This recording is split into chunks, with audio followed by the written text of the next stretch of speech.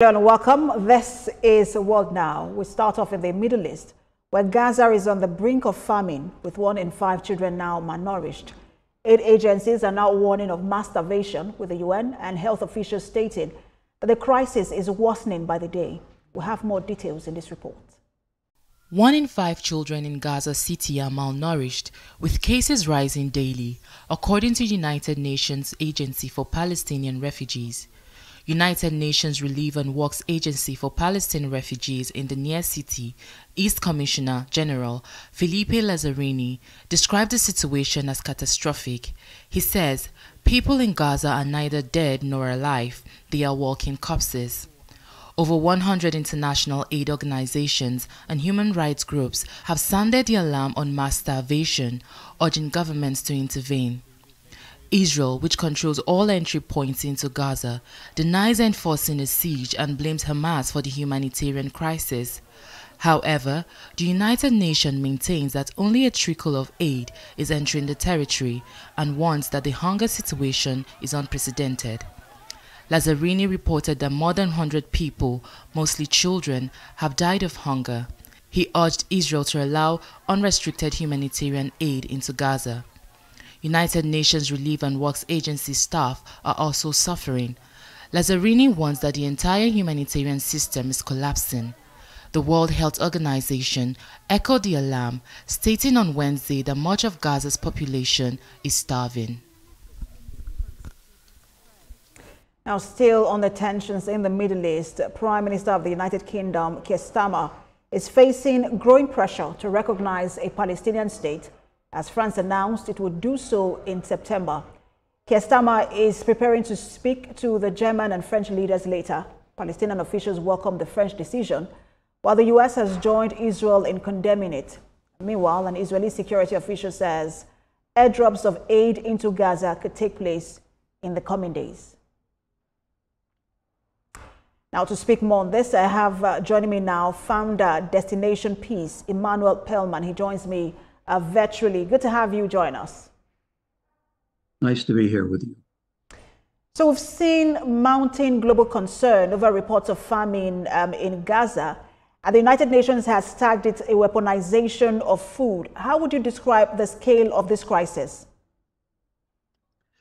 Well, first, I would say that some of the reports coming out is that Israel uses hunger as a deadly weapon. And I believe that requires acknowledging the complex humanitarian crisis in Gaza while accurately representing Israel's actions and responsibilities. The humanitarian situation in Gaza is dire, and the suffering of civilians, especially the children, is undeniable, and it's heartbreaking. No one should face food insecurity or lack access to essential resources. The blockade on Gaza historically was implemented in 2007, that's 18 years ago, following Hamas's violent takeover of the territory. Israel's stated purpose is to prevent Hamas from importing weapons and materials used for terrorist activities against Israel. This is a legitimate security concern for any nation. The claim that Israel intentionally uses starvation as a weapon is a serious accusation.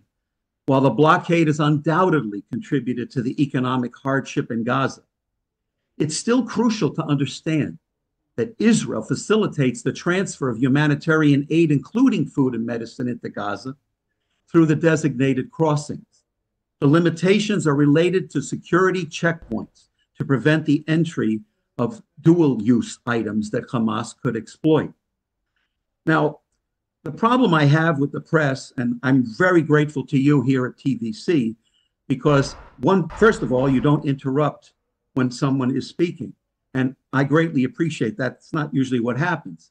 Hamas is the governing authority, and they bear significant responsibility for the well-being of its people. Instead of prioritizing civilian needs, Hamas diverts the resources. They actually shoot their own civilians there. And we know that it's been documented. And we know that they use it to build tunnels, acquire weapons, and engage in military activities against Israel. These actions exacerbate the suffering of the Gazan population and hinder long-term development. Now, you just before spoke about the UK, where I've been many, many times, and what's happening with Macron in France. Why is this happening? Why is it that you're building a jihadist state in France? What is happening where Mr. Pellman, the actual... I want Yes. to get to that part of the UK and France in just a moment, but I want to stay on what the UN has now tagged a weaponization of food. Can almost all aid agencies be wrong when they say this is what they've seen on the ground? We've also seen about 24, 27 foreign ministers of several countries, including the UK, also calling this mass starvation. Can all of them be wrong? Well, again, you bring up a very important question. And having been to The Hague, where the United Nations is housed, I've been to to Geneva, I've been to the headquarters in New York City, and I've participated on many levels. But the United Nations, while playing an essential role in humanitarian aid, has faced criticism for its disproportionate focus on Israel. The bias undermines the United Nations' credibility and hinders its ability to mediate a lasting peace. It's important to consider that Israel is a democratic nation held to a higher standard than any other nation by the United Nations. And they seem to ignore the human rights conditions of other countries. Now, I will tell you, having followed the United Nations, I'm 72 years old, and I can go way back into the 50s. And it seems as if right now, since 2000, there have been 294 times that they have condemned Israel. And Iran, the main global source of terrorism, only 30 times. Frankly, it's alarming if anyone still believes the United Nations Security Council is completely unbiased on this issue, or that news sources uncritically reporting Hamas's casualty figures are providing a full and accurate picture. So as soon as you start saying the United Nations, Al Jazeera, BBC, I begin to wonder what their sources of information. It's starting to happen even with AI. Now, that's a discussion for another time, and I can go through each of the different AIs and explain to you what their answers are. But there has to be a new approach to resolving the Gaza-Israel conflict, and it has to happen now. Otherwise, this intransigence will go on forever. But some of these media houses have said, look, Israel is not allowing them even cover the situation in Gaza, and they are now calling for, and not just even the aid agencies are also calling for immediate international action. Some have called for sanctions, others an end to any kind of weapons deal with Israel. How do you react to that? Well, again, it depends upon where the sources of information are. Are they listening to Israel's sources, or are they just looking at the sources that have been tainted over time? My feeling is this, to be quite frank. I was a psychiatric social worker, and I worked with suicidal teenagers in New York City for 10 years. So my first priority is not this war and violence. It is the children. And it's a terrible tragedy that children are dying. But when you base your violence underneath hospitals and underneath schools, why is it that no one ever talks about how inhuman that is, and that Israel is the most inhuman place? Now, obviously, I have a grandfather, may he rest in peace, who was born in Jerusalem. So I've been following this since I was a young child. And I do not want to have any more difficulties between Palestinians and Israelis. As a matter of record, before October 7, 2023, I had worked out that a Palestinian doctor who has rights in Israel, the first one, he and I were going to address the United Nations about these very issues before the powder keg, happened. But the problem is that why is the focus always myopic? Why is it that the media always starts to address what Israel's doing?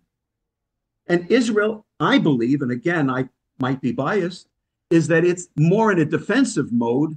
It's not on an offensive mode. It's in a defensive mode. When you think about the population of Tel Aviv, 490,000 people that are being bombarded by hundreds and hundreds of ballistic missiles, Well, guess what? What if they didn't have the Iron Dome?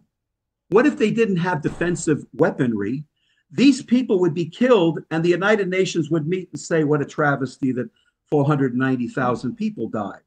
So we Mr. have Perlman, to have some I have just parity. about a minute left, and I wanted to circle back to Yes. the issue you raised earlier about France and the UK. France has said it will now recognize a Palestinian state in September. There is also now a push for UK and Germany to do so. Will that escalate or de-escalate tensions in that region? I think that that gives reward and succor to Hamas.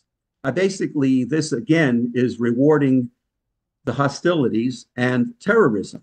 How can you not work out a peaceful resolution before giving Hamas the power? And this is what's going to happen. We're trying through peace methods to try to break down the Gazan situation so that there is peace, not more escalation. I personally believe it will escalate because Israel will be put into a more defensive mode, and it will have to do everything it can to protect its existential existence. This is really the problem.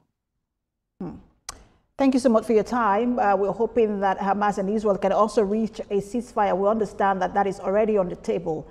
Thank you for your time, founder, Destination Peace, Emmanuel Perlman. Thank you. Thank you very much.